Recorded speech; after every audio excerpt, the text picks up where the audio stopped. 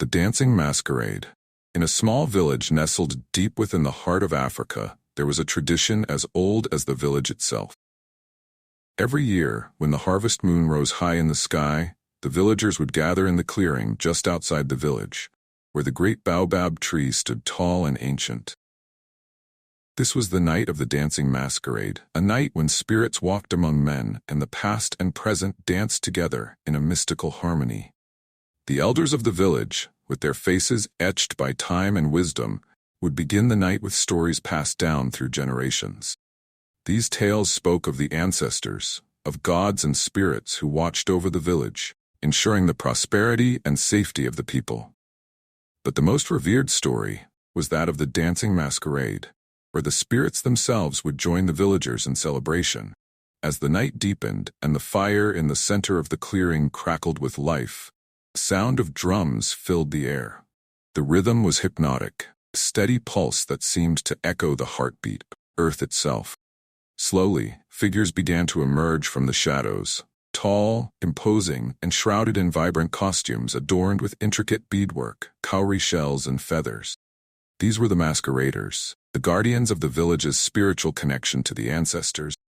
Each masquerader represented a different spirit.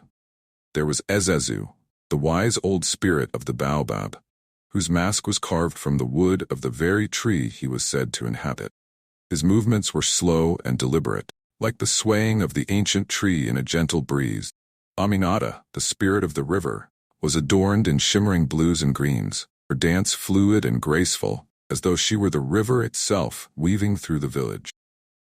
Nikem, the spirit of the harvest, wore a mask of gold and earth tones, symbolizing the bounty that fed the village, and his steps were lively, full of energy and life.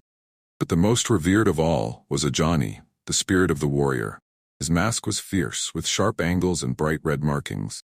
His dance was powerful, full of leaps and spins, a display of strength and protection.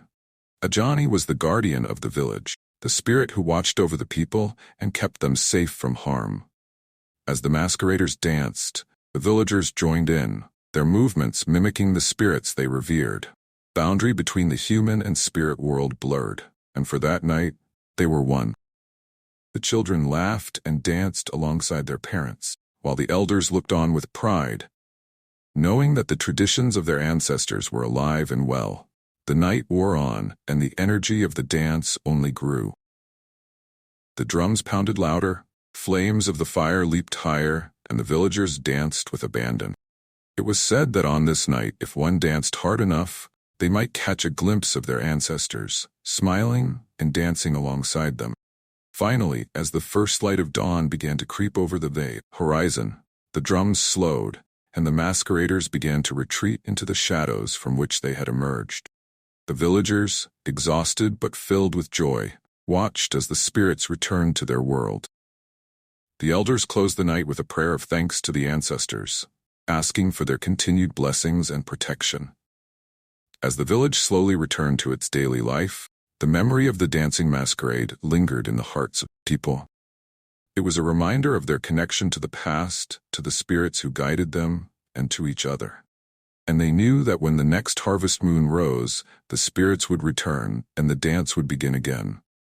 The Dancing Masquerade was not just a celebration.